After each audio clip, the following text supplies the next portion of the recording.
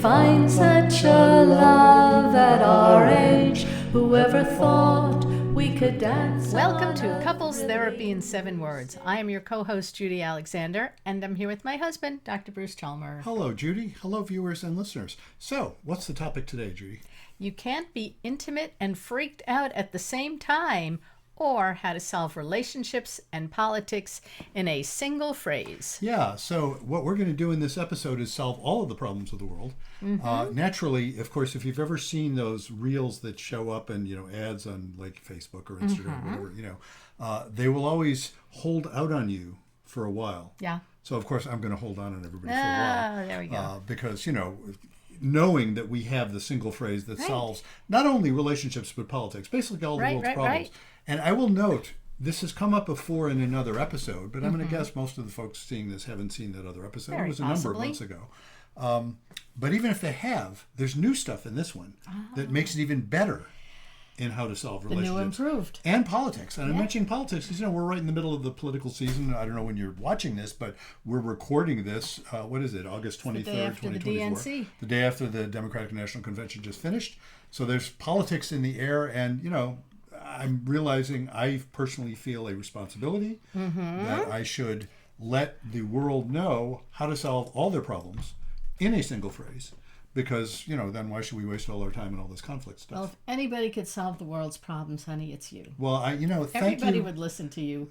We would all be better. We'd all be, well, thank you for that vote of confidence, which I totally do not deserve. But we will, nevertheless, we will move ahead. But before we get to these exciting, earth-shattering stuff, things, right. We have other stuff to talk about. We do. Well, go ahead and talk about some of it. Okay, well, why don't we talk about betrayal and forgiveness, how to navigate the turmoil and learn to trust again. Bruce's latest book that is now creeping up the Amazon charts among the best-selling books on divorce. It is, which is funny because but you don't need to have divorce. You don't have to be divorced. It's funny how those categories work, and it's like this morning it was in the top 30 in divorce.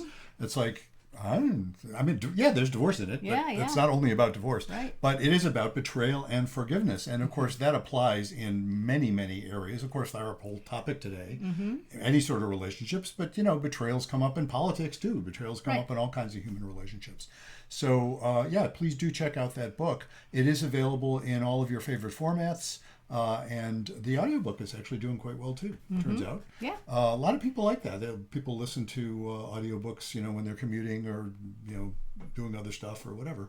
And I did the narration. And it's a lovely voice to listen to. Well, thank you for that. And other people besides my loving wife have told me that. And so, yes, I hope you will get a hold of that.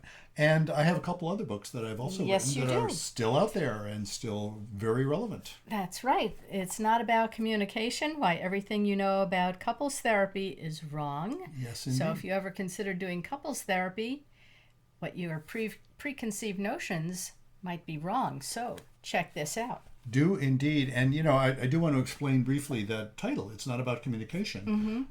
Because why did I choose such a provocative title? Why did you? So many people, it's a large majority of the folks who come to see me in the first session, the couples, and they will use the word communication in there somewhere. They'll say, we need to communicate better. Right. Yes, I understand that. Of course you do. But what I point out is that they rarely have difficulty communicating. The problem is not how they are communicating. The problem is what they are communicating. They're being quite honest in their distrust or anger or general feelings of hostility.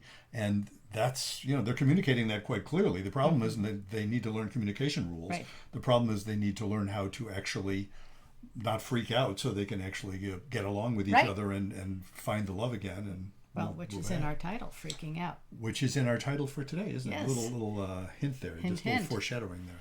And then the first book I came out with a few years ago. Reigniting the Spark, Why Stable Relationships Lose Intimacy and How to Get It Back. Indeed. And that is about, as the name implies, reigniting the spark, because the spark often seems like it goes out with couples when they are stable, stable couples, because they prize stability. Right. And oddly enough, what I'm claiming is actually, Reigniting the Spark actually wasn't my title. It was the publisher who decided on that title. I agreed to it. But it's more than about reigniting the spark. It's really about finding that it's always been there on some level. Right. So do check that book out as well.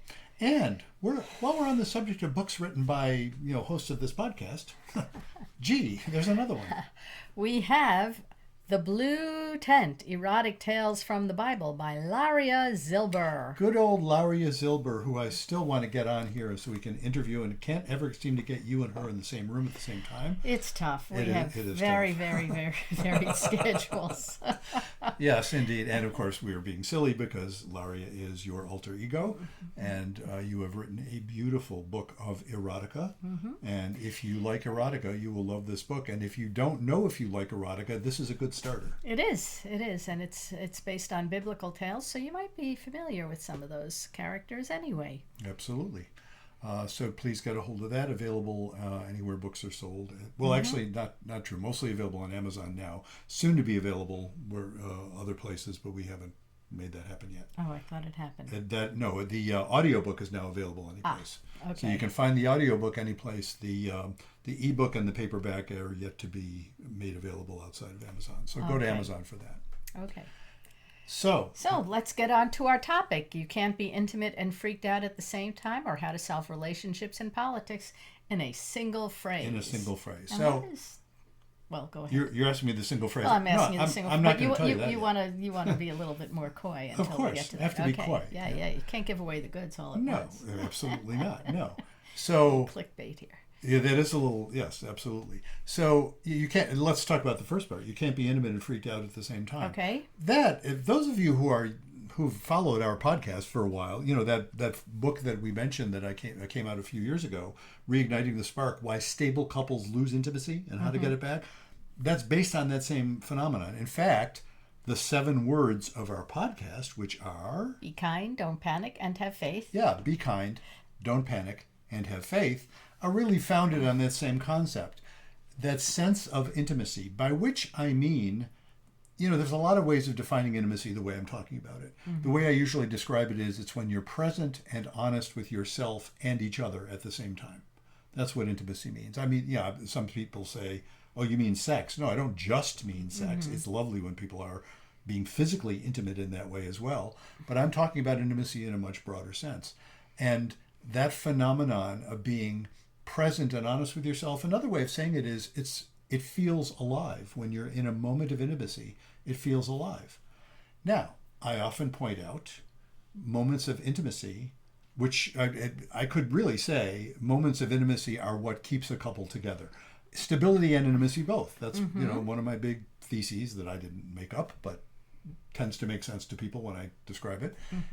Couples need both stability and intimacy. Right. Stability in the sense that things don't want to feel shaky. You don't want the anxiety spiking all over the place. Anxiety, by design of evolution, anxiety sucks.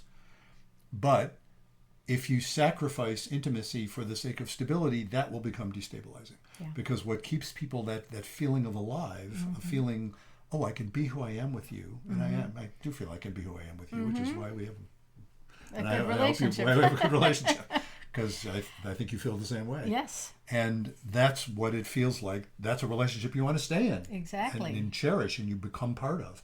And so if you are freaking out, that is very difficult to maintain. And not just freaking out, but if you're afraid to let that side of you show. Absolutely. And you suppress it. Yes. Because you want to keep things stable. That's not good for the relationship either. Exactly. And so you can speak to that. Like what happens? Why might that happen? Why might people suppress that? Because they're afraid that their partner is going to either criticize them, make fun of them, make them feel foolish, put them down, all kinds of things. So, rather than speaking your mind, you just suppress what you want to say or do. And then stew about it to your girlfriends or your family and say, I don't understand why he blah, blah, blah, blah, blah. Yeah, exactly. Right? Yeah, and that's the point. And of course, when you sound like you spoke from some experience there. Okay.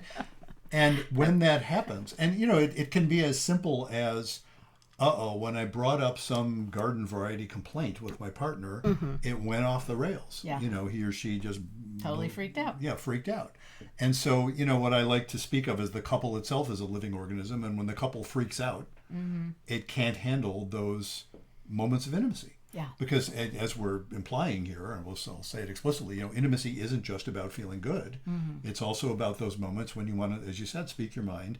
And maybe what you want to speak your mind about is going to be something a bit uncomfortable. Could be a complaint, it's like, oh, that's no fun to hear.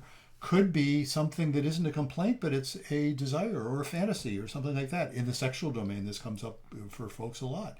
I'm thinking, ooh, something is intriguing me, but I'm worried if I bring it up, I'm worried you're going to think I'm weird or freak out or something.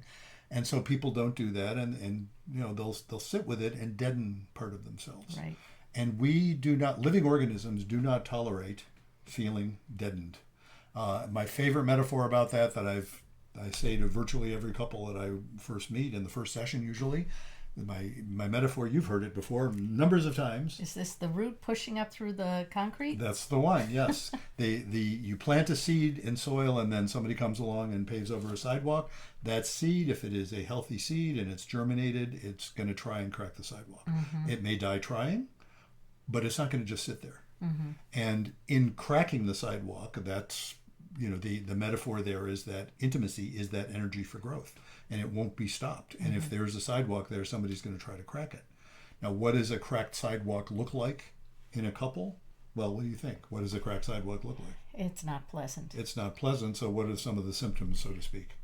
Sometimes the partner has an affair. Absolutely. Sometimes the partner shuts down. Yep. Or sometimes they just split up because they just can't talk about it. Yeah. You get sort of a sudden, somebody will suddenly say, I'm out of here, and it'll totally blindside the other person. Affairs, I want to hasten to add, that's not the only reason people have affairs. Read Esther Perel about that. Well, read my books about that.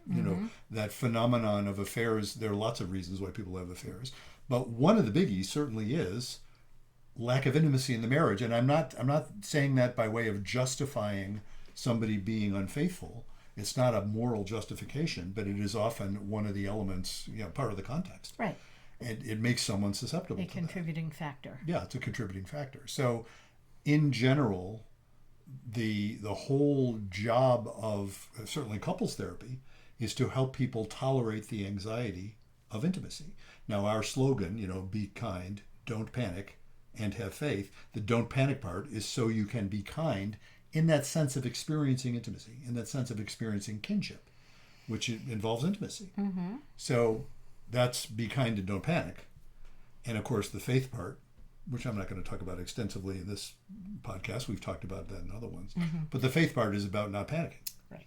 It's accepting the rightness of it all, and you say, okay, we can work with this. And again, that's probably the big thing, and I've often said this, the chief thing that we offer as couples therapists when it's effective is that sense of faith. It's like, okay, we don't know how, you don't know how you're going to solve this yet. You don't know where it goes, but life is livable, and that's the faith part. And then you can think about it. Right. Now we are inching up on or sneaking up on getting a little close to the topic of this, the topic here, because we just talked about you can't be intimate and freaked out at the same time. Right. Or how to solve relationships in politics in a single phrase. Yeah. How do we do that? So essentially, my thesis here is that if you're not freaked out, I didn't say not uncomfortable, by the way. Tolerating anxiety is going to be somewhat uncomfortable.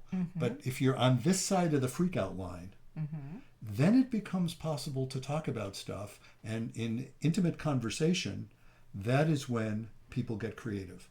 That is when you take a new look at pretty much anything and examine all your assumptions, even the ones you didn't think you could possibly examine.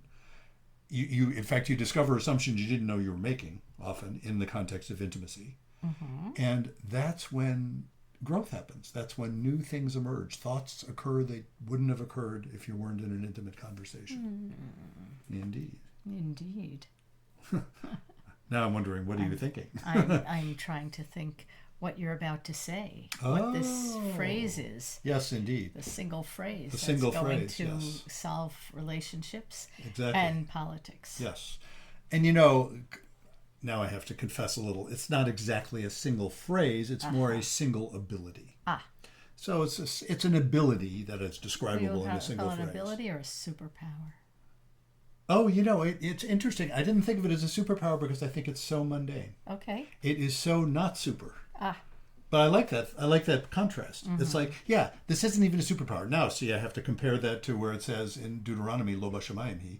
For those of you who don't know the Hebrew there, you know, the look it up in Deuteronomy. I'm not one of those people who can tell you which chapter and verse it is, but it's the part where Moses is reporting, you know, is giving his farewell address to the people, and he's saying, you know, this Torah that God has given us, it's not in heaven.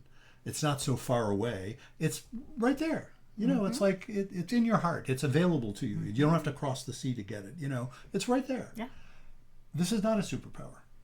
So here it is, folks. Do do do do. It is, and you'll see how this. You'll see, by the way, how this relates to the whole notion that you can't be intimate and freaked out at the same time. Okay. It is simply the ability to be moderately annoyed. The ability to be moderately annoyed. Yes. How do you mean that, Yes. Funny you should ask. Dr. You know. Chalmers? Yes. Well, if you think about what do I mean by the ability to be moderately annoyed, it means that it's possible to be annoyed, but not freaked. Ah. That's all that means. It's like, that's why I say it's not even a superpower. We've all experienced this, folks. I mean, I trust we've all experienced that. Nobody, here's an overstatement, but I'm going to say it anyway. Nobody who ever listens to a podcast lacks the ability to be moderately annoyed. First of all, God knows I'm annoying. You're not, but I am. And anybody who ever listens to anybody else, you know, spouting their views is probably going to occasionally find them annoying. And if they were not capable of being moderately annoyed by it, if they freaked out totally anytime they heard anything that was a little like, I'm not sure I agree with that, or it's a little hard to understand, or that's kind of silly or whatever, they wouldn't listen to podcasts. Anybody who's listening to a podcast has this ability to be moderately annoyed. So congratulations, get out there and solve all the relationship problems and solve, I got to mention politics in here too. I'm coming around to that. Okay. Now, having said that, so what is this skill? How does one develop this skill, and why is it so important? You know, because a lot of times I have on occasion in the last few months since I came up with this concept, I have talked with folks in sessions about it. I've mentioned it in sessions. And it's fascinating to see people react, because I will throw in, and I'm not just being jocular when I say this, I will throw in, look, the one constant about the three of us in this conversation, I say to the couple, including me, is that we're all annoying. We're also all annoyed. You know, that's who we are. That's the human condition. We're occasionally annoyed. We're occasionally annoying. And yet, we can be loving and joyous loving someone and being loved by someone who is also on occasion somewhat annoying to us, and we're occasionally somewhat annoying to them. Very true. That is the human condition. It's got to be true. In fact, it's, as I often will point out, sort of, you know, like they say about Microsoft, you know, it's not a bug, it's a feature. You know, it's not like, well, in spite of the fact that we're annoying, we get along. No. The annoyance is part of difference. Difference is adaptive. I remember learning in high school biology, maybe you learned this. Do you remember? They talked about different forms, you know, mitosis and meiosis, you know, different forms of reproduction. And, you know, what we've got over the amoebas, you know. Right. What have we got over the amoebas? Sexual reproduction. Well, what is the evolutionary advantage of sexual reproduction? What do you remember about that? Why is that an advantage to a species? Because you have differences. Absolutely. Diversity. That is, genetic diversity saves a species. Yeah. I just heard a thing on the radio earlier yesterday or today about there's a banana crisis. I was listening to the BBC, I think, last night. They were talking about there's this fungus that 50 years ago, a different strain of this fungus more or less wiped out the major strain of bananas, and they switched to a different one. And now this fungus has evolved in such a way that it goes after the new strain of bananas. And so they're worried about the banana crop, you know. And the problem is it's monoculture. The problem is all the bananas are the same banana. They don't have genetic diversity. So sexual reproduction is a brilliant way of creating genetic diversity. And, you know, it's amazing how every culture on Earth, some anthropologists out there tell me an exception, but I've never heard of one. I'm not an anthropologist. Every culture on Earth has figured out that incest is a bad idea. Yeah, and the same thing with cultural inbreeding, too, even if it's not incest. But that's why you have certain gene pools that have genetic diseases that are more prevalent among peoples of a certain area or religion, because, you know.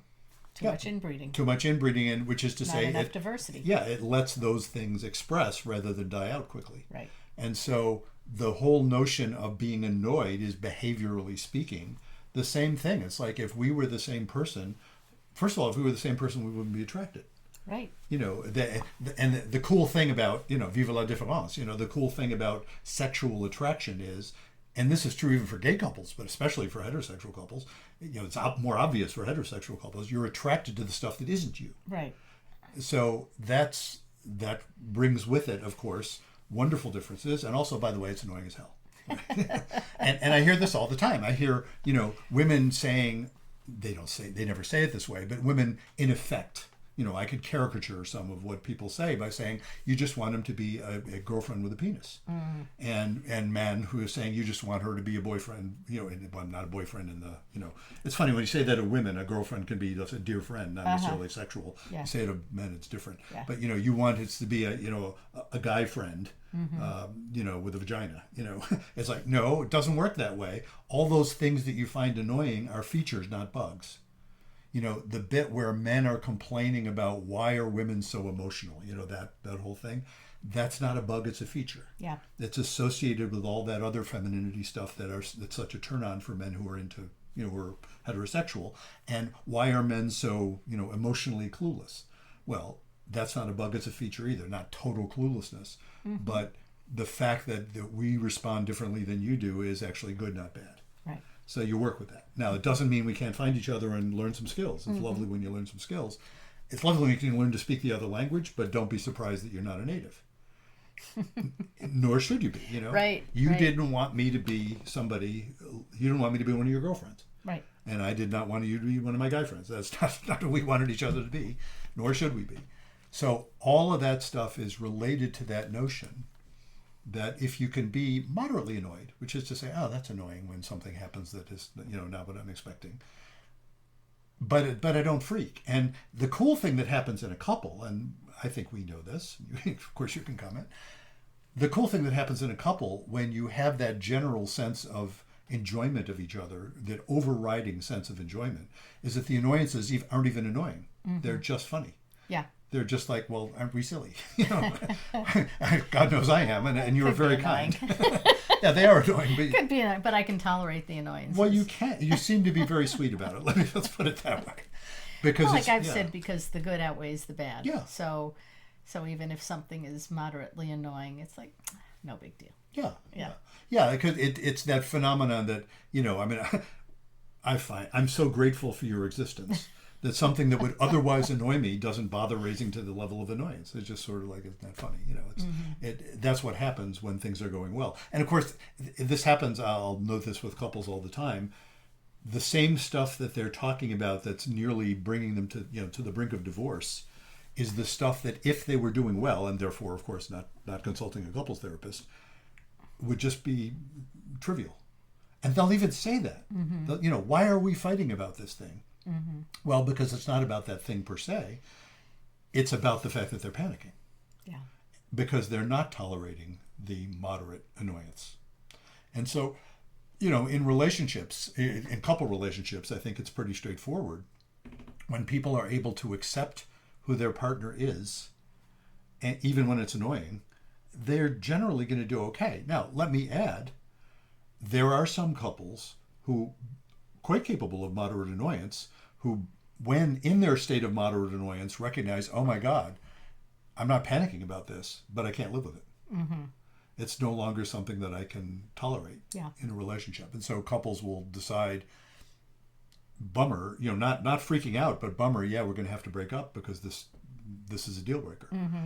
Somebody the classic being, one I have a little familiarity with, the classic being one or the other figures out they're gay in a heterosexual relationship, or when couples disagree about having kids or not, or having another kid or not, and one is absolutely sure they want to have a kid and the other is absolutely sure they don't, and you can't do both, and it's important enough that they'll break up sometimes. Yeah. And that's not about freaking out. That's about sadly recognizing reality. Even then, my big advice to folks is always don't break up too soon. Don't break up in a panic.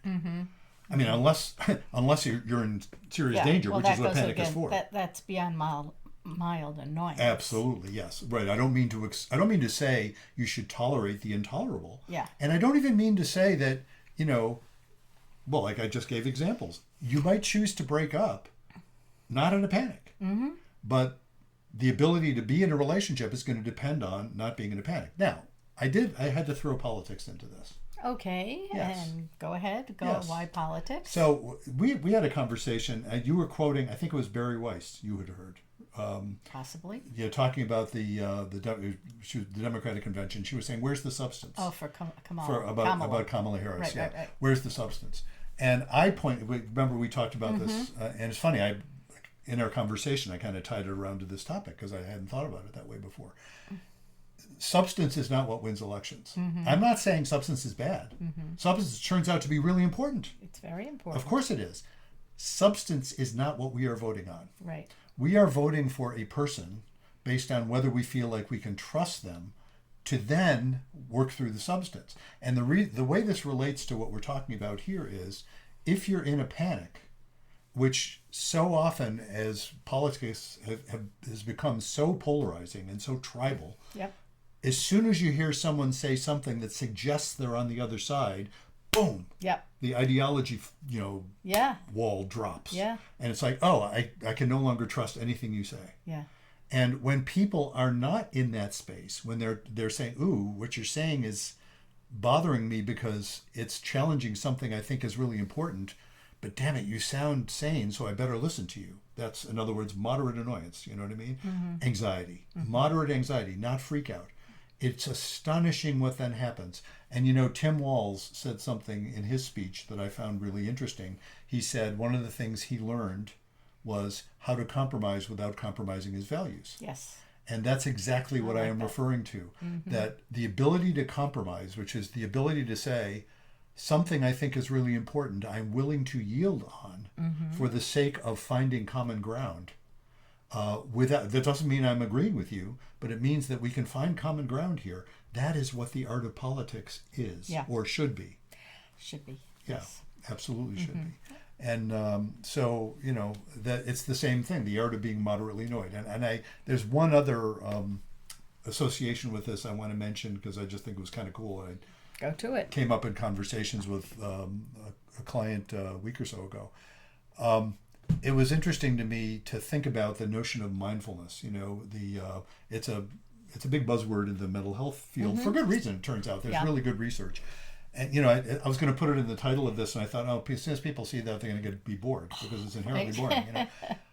But mindfulness is a fascinating thing because you think of mindfulness as that means like sort of sitting and meditating, and which is often what it's about. Right. It's like learning to be aware and be in the present and being intimate with yourself at that moment. That's what mindfulness often is about. But the reason that I think it's relevant in all of this is that I was talking with a couple and realizing when they're not in freak out mode, they can solve pretty much anything. It was another couple just the other day I was talking to where when they're not in freak out mode, they can then bat around the ideas that then when they're in freak out mode, they can't even hear. Actually, I'll tell you, this particular couple was fascinating.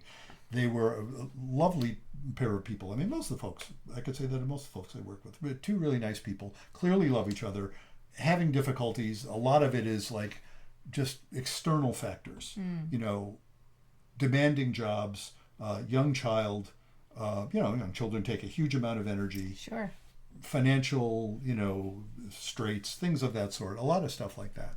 And this particular couple, the mother, mother, father, and they have a young child. The mother really would be preferring to be a stay-at-home mom, but she makes considerably more money than the father does just by the circumstances that how they came to be a couple. And it just isn't financially practical. Yeah. And yet she really would like to be staying home with her child. In fact, and she was explaining how surprised she was at herself. She didn't think that's who she was until she had the baby. And then she said, oh my God, I want to be doing this. Yeah. And so she works a full-time job, a highly responsible, demanding full-time job. And as does the father, who's this incredibly hardworking guy. Also, they're both really hardworking folks. And both really see that that's true in the other. Neither one's accusing the other of anything bad.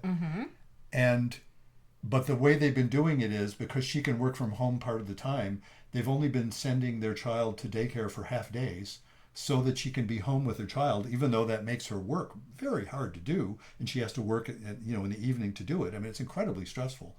And what she's finding is she's just getting grumpy. she's just overstretched. Sure, and she knows it, and he knows it, and she's not accusing him of and he's not one of these guys that never helps. You know what I mean? It's like, oh my God, they're both pitching in, but she's just, it's too much. And he, of course, Guy says, why don't you just have her be in, they're paying for it anyway. They're paying for, you can't just pay for a half day daycare these days. They're paying for it anyway.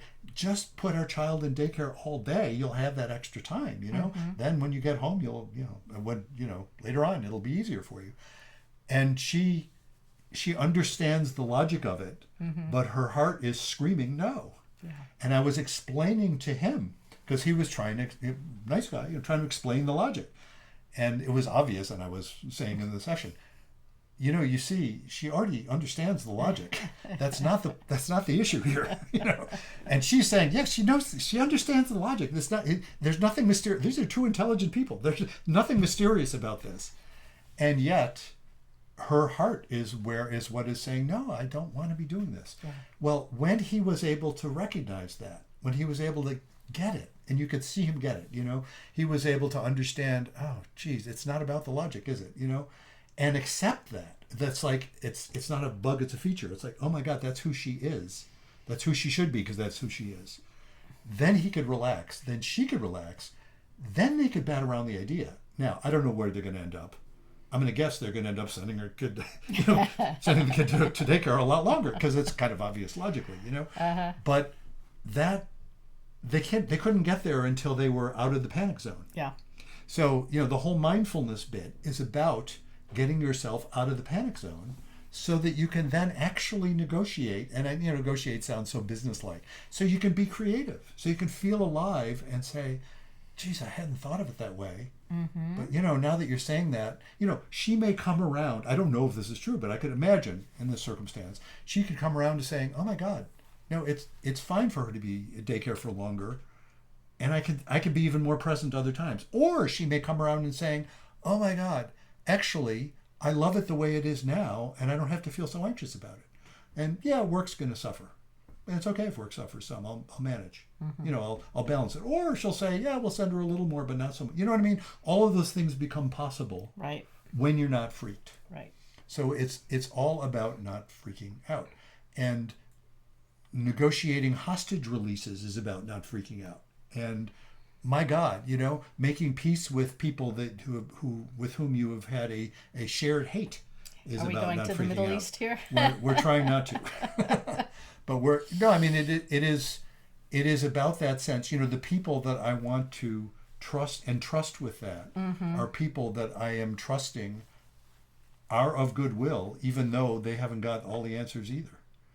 And that's what I'm hoping we will find our way to in terms of our leadership, in terms of how we conduct ourselves as a world going forward. Okay. Well, thank you for solving those problems, Bruce. Yeah, I know. It's very helpful. Now that this episode is out, I think we can pretty much, we'll have to keep doing our podcast, of course, to keep enlightening the world. But I think basically most of the other institutions of the world can shut down, in an orderly fashion, because we've solved all the problems. They just need to watch this episode and everything will be fine. Now, on the off chance, unlikely as it is, that people may discover there are still some problems out there that haven't been solved, we do invite folks to let us know if there's some topics they'd like us to address. Yes. So on the off chance that this has not helped solve all the problems in your life, you can go to our website, ctand7.com. That's the numeral 7, CT for couples therapy, ctand7.com.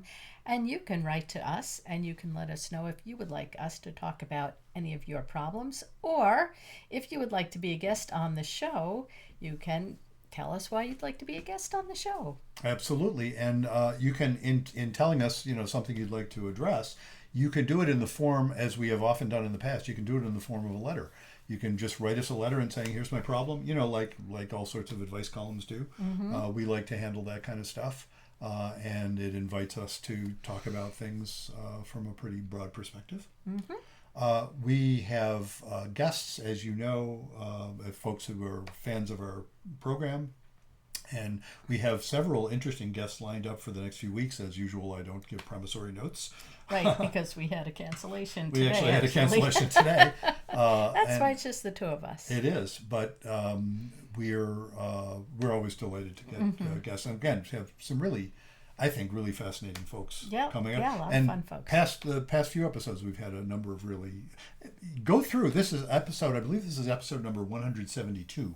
And we've had 172 interesting episodes, if you ask me. Now, you know, and a lot of I lost count of how many of them were guests. Probably well over half, I think. Possibly more. And we've had a lot of really fascinating folks. Yeah, the last few have been really on topic with your book, with the betrayal book, and yes, you know, absolutely. So that's been very interesting, and we've got more coming up on that topic as well. We do indeed. So do check out our books and tell your friends and Facebook friends and Instagram, whatever the hell they call them on Instagram, and whatever anybody calls them on any of those. Them are social media, says the old guy over here. Your followers. Your followers, and all of that. Tell folks about this podcast. Let them know. They can find it anywhere. You can find the audio version anywhere you're getting your podcasts from. Those of you who are hearing this obviously got it somewhere, didn't you? Right. If you're watching this video, you're probably watching it from my blog or maybe from my YouTube channel. Right? It's on YouTube. And so you can find it there as well. And just let folks know about it, because we always love to hear from you. Yes. And so until next time, remember, be kind. Don't panic. And have faith.